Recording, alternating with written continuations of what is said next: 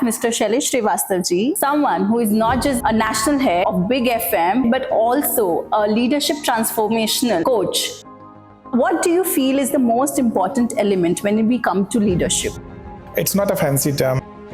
It is work of a mentor or work of a guru people look up to. In our school, actually, teacher is our mentor. And when we go to corporate, there is no mentor, it's only boss. People are unable to transition from boss to mentor. When you become a leader, your work is to demonstrate the ability to bring the difference in people's life. It also has a very deep impact on people's life. What did you look up to in your boss? Same thing, you should give it back now. Tell me about something in your journey that actually transformed you. One very important part is that how much belief you have in people, because it's a people's business. Small example from my own company, BIGFM. Back in COVID, when things did go haywire, industry was firing people, there were salary cuts. We closed offices, we cut down on our OPEX, we made radio jocks work from home. BIGFM in India was the only company that did not sack even a single person. Because in difficult times, if you don't stand by the people, in good times, they will not stand by you.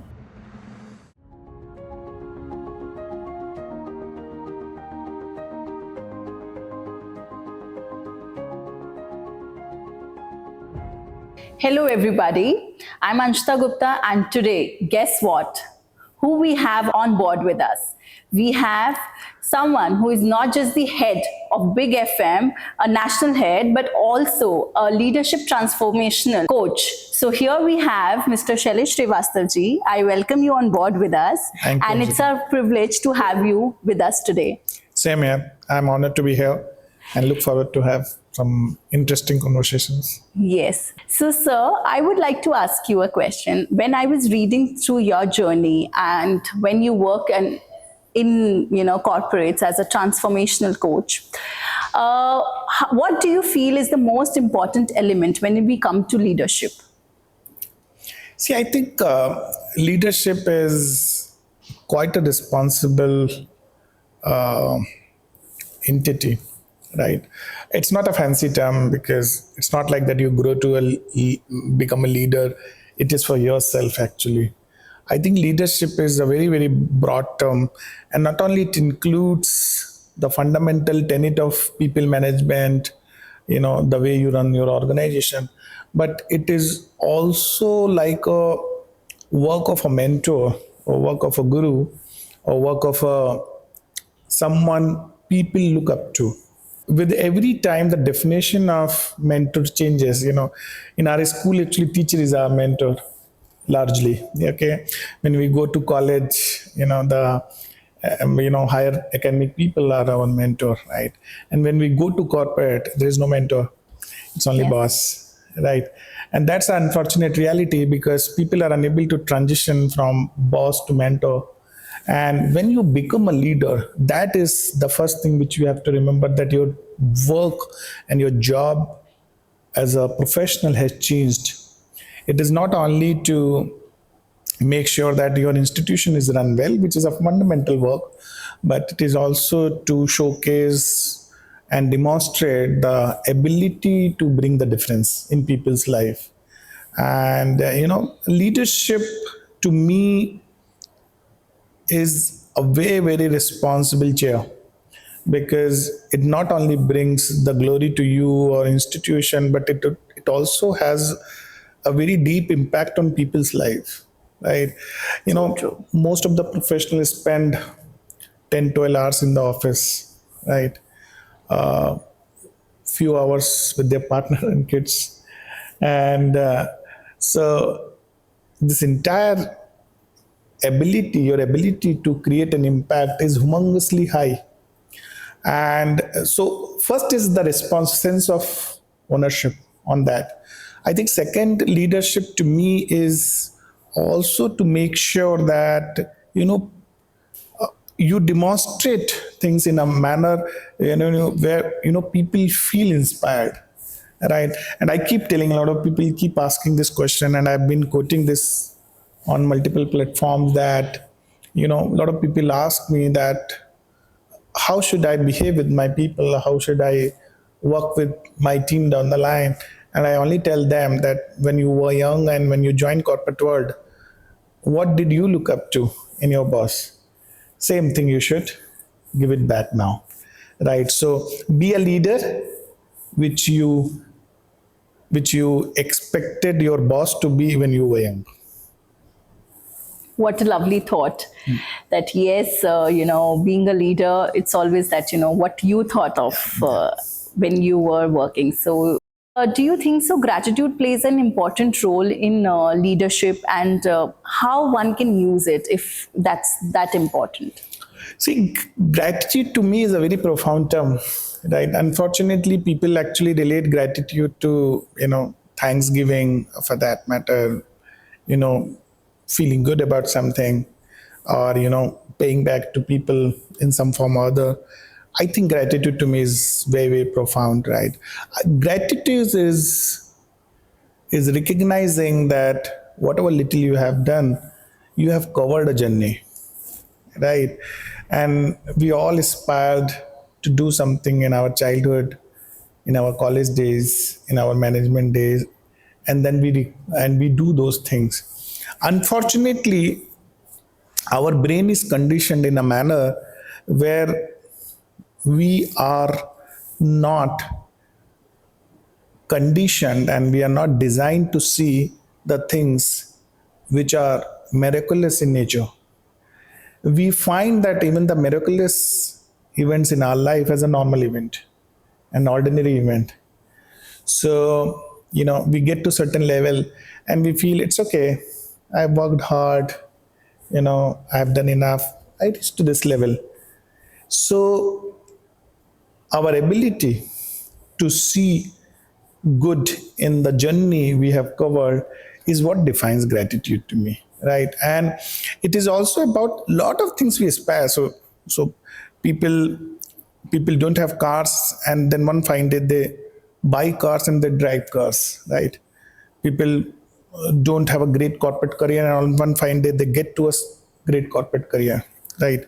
But in the journey, in the process, we keep forgetting that what are we achieving. And so gratitude to me is a relentlessness of thinking that you have covered a journey and you continue to cover a journey. So be humble to acknowledge, pay gratitude to people around, and it can be anyone. It can be your parents, your brother, your sister, your friend, your partner, your kids, anyone for that matter. India as a country lack the culture of gratitude. I fly so much. I fly almost 15 days in a month. I can tell you that whenever I entered into flight aircraft, I see air hostess welcoming people. It's a very sad reality that 90% of people don't even look at their hostess, forget about saying thank you, right? So true. And these are not the people who are not educated. These are not the people who are not evolved. They are educated bunch, but they don't know the art of paying back. They don't know the art of gratitude. So gratitude to me is very, very fundamental to our behavior and our existence. Right. I definitely make sure I do that. I definitely make sure whenever, like even the small attempt, somebody is doing my scanning at the security check, I make sure that I leave that man with the thank you. Though he's doing his job, but thank you, it doesn't cost anything. Yeah. And it's still just so powerful. And it is only that you are attempting to make people feel happy about what they do. You're also doing your job, but how do you feel that when your partner compliments you, or for that matter, your kids compliment you, or your parents compliment you, you feel happy about it, despite knowing that you have done a good job. So I think gratitude as a culture has to come into this country very strongly, because this country has always been a strong advocate as a country for that gratitude. And gratitude to me is one thing that should be taught to kids, that should be taught to school going kids or college kids relentlessly and multiple times, because we forget in the process of making more in life, because the journey of becoming and journey of living. See, you cannot pay gratitude if you are becoming every day. You can pay gratitude only when you are living. So true. Right. So very fundamental, very important. I think it enhances personality when you say thank you and when you pay back and you remain humble on your journey. And this is a big factor actually in making yourself evolve to a better human being. Gratitude makes you better as a human, and we all should be hugely indebted to the people who have done something for us, and even to the people who have not done something to us but who are trying to do something. Yeah. You have led a lot of startups in your life. Okay. If you can just tell me about something in your startup journey that, actually transformed you. You need to be a believer. Nothing starts with disbelief. And if you can think, you can do. Right? I think for any business to get a success, for any entity to get succeed, one very important part is that how much belief you have in people, because it's a people's business, right? Though it's an institution and it's an organization and company. And I will quote you a small example from my own company, BIGFM. Back in COVID, when things did go haywire and there was a lot of revenue drop, and then all the media industry was also struggling. All of a sudden, we sat together that what needs to be done. Industry was firing people. There was salary cuts in the organization, and there was not even a single media company that had not done it. We sat together, and I was of a big view that we should not touch people at all Okay. till the time we can. Okay, unless that is the only option we have.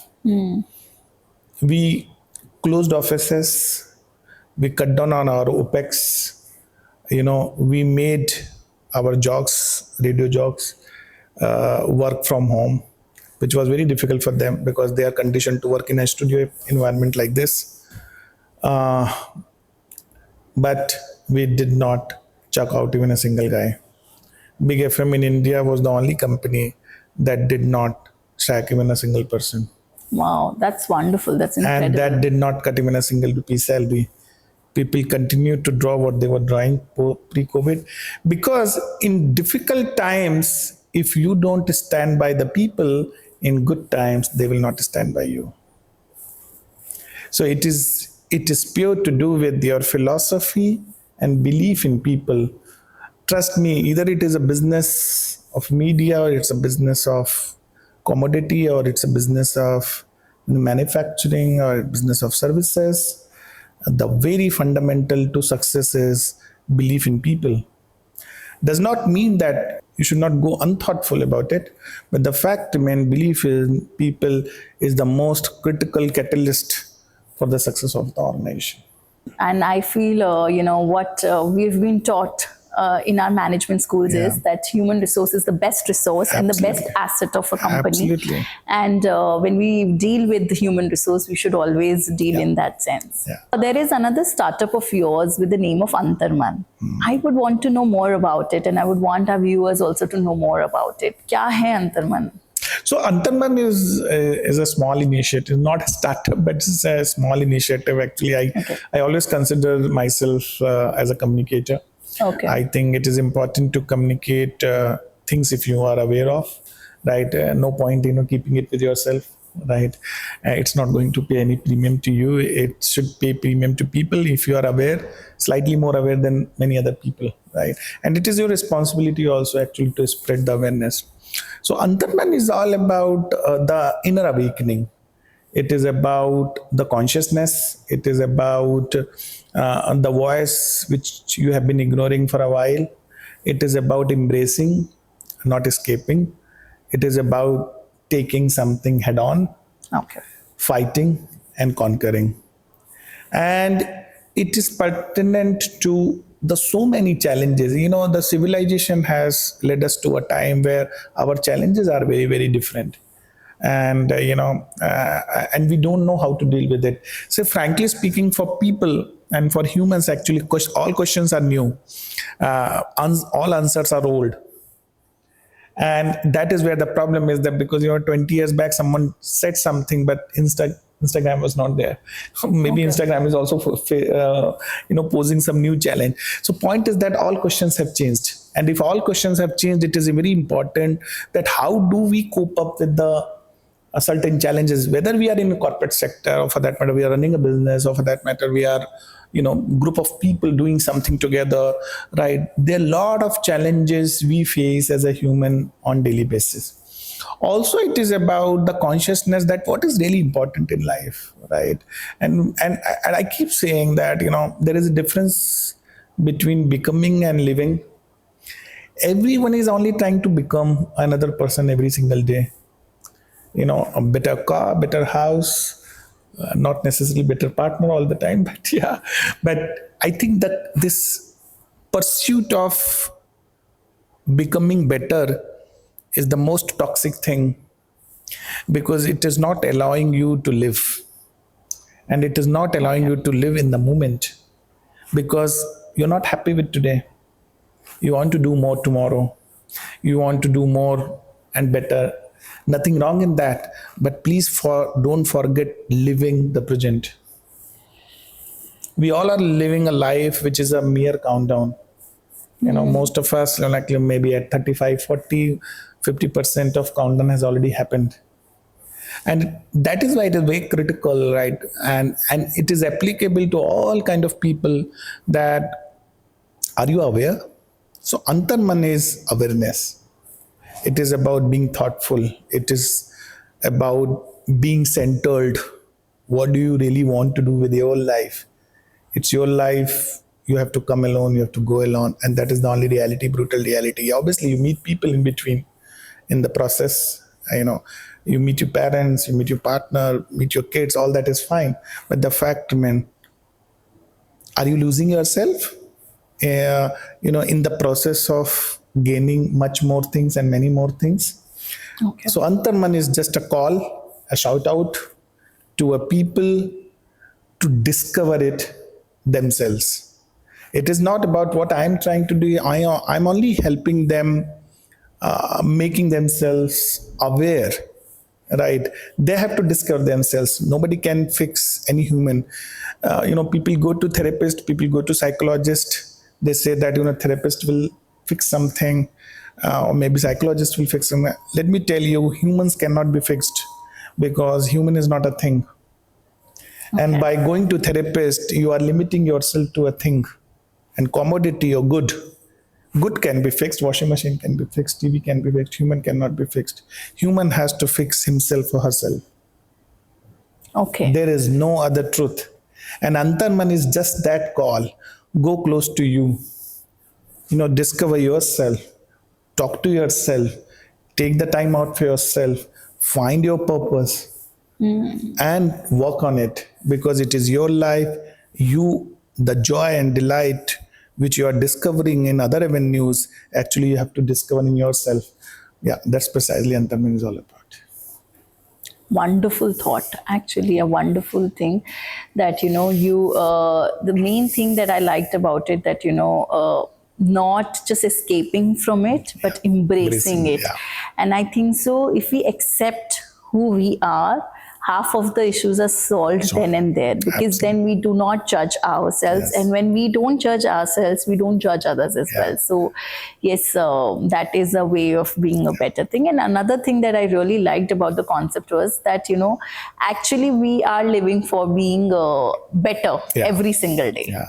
But having said that, we're making targets in our mind about what we have to do the next. Yeah, Paul Coelho actually has said, and I just love that line, because it's an extension of my own thinking, that sometimes life is not about becoming anything. Maybe it is about unbecoming something. Okay. Wow. And the point is that we are becoming, but when will we unbecome what we are not? Okay. And the entire societal belief, the value system, conditioning, the borrowed conditioning from people around, parents, societies, right? They fill us so much that we are unable to find ourselves. So it's not an act of selfishness, right? Unfortunately, when we tend to discover this is a land of Buddha, Kabir, Nanak, and Bulle Shah, matlab, what better land than India actually to discover yourself? And this land has a legacy. When they taught about few things, like Siddhartha was a king, but he left everything and only to discover himself. But yeah, even now, thousands of years later, we are talking about him. See, I think fundamentally, again, I'm saying that, and that is why I love this line, that sometimes it is about unbecoming. From 0 to 5, when you are a child, actually, you're so pure, unadulterated. Your mind has no baggage, your mind has no conditioning. The kid in Europe, actually, when you make him sit in front of African kid, actually, he will hug him, because for him the black faced kid Yeah. is not a thing in his mind. You grow, you become mature, and you say that, oh, I'm a white complexion guy, why should I deal with the African guy? He's black. Because the borrowed conditioning has taught him that is, and the entire racism actually has been cultivated into him only by education. But as a child, he was not. He was so pure. He hugged everyone. He was not bothered what kind of a color, or what kind of a hairstyle you are having. So imagine the way we become. Actually, we only deteriorate, frankly speaking. And sometimes there is a point in life, whether you're 25, 30, 40, 45, doesn't matter actually. Life's all about, I think, recognizing one day that probably let me unbecome. And I think that journey itself is so delightful and joyous that people who get into it really find the meaning of a life.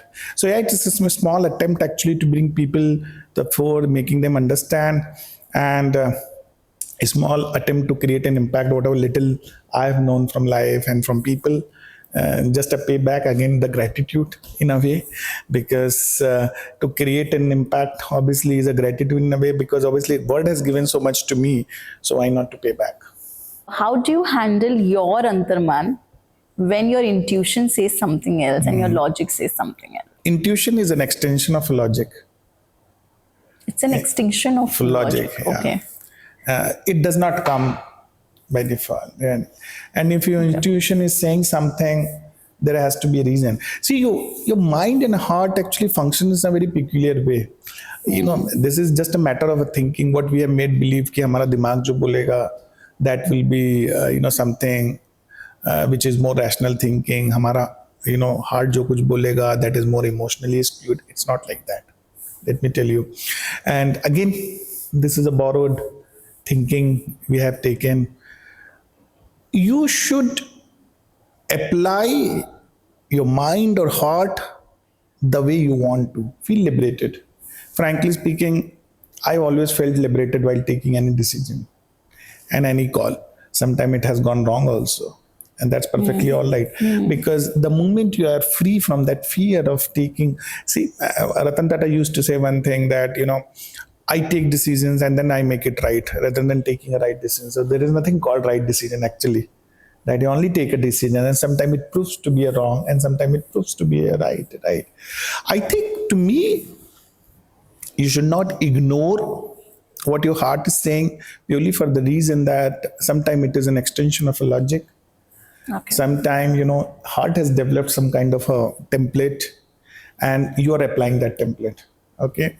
And, I think a core to it is that, but still, just to answer your question way more objectively, for me, actually, the center of decision making is empathy. Okay. Empathy for people, empathy for institution, and also empathy for oneself. Okay. That remains non-negotiable. Right.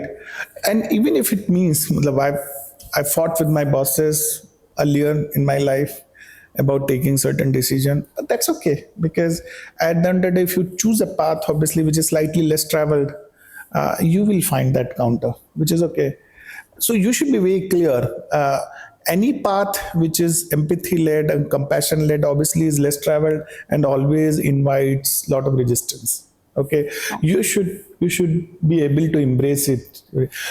The point is that people who take easy calls, easy decisions, only because they want to avoid resistance.